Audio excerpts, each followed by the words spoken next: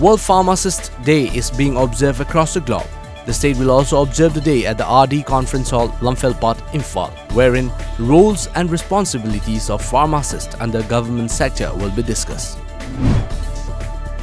A book titled Phamung Phamangda, written by Wahingbam Yaimu Singh, was released yesterday during a function held at Kumbi.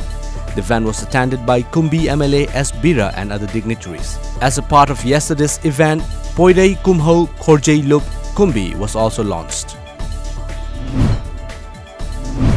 The Assam Rifles has conducted a 20-day organic farming tour for the farmers of all states of the Northeast, in an effort to assist the people of the Northeastern region and also to safeguard the rich flora and fauna. The tour is with a vision to create an organic, healthy and prosperous Northeast. The tour will meet civil and military dignitaries and will also have the chance to witness the rich heritage culture of Sikkim by visiting different places in Sikkim as a part of sightseeing.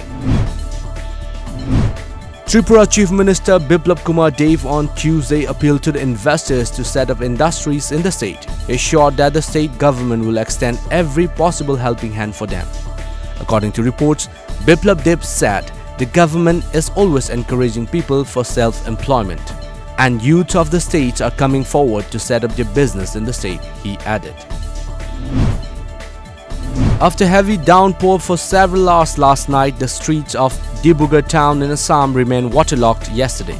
According to report, the residents of Dibrugarh took to the social media for venting their anger against the district administration for failing to tackle the waterlogging problem in Dibrugarh town.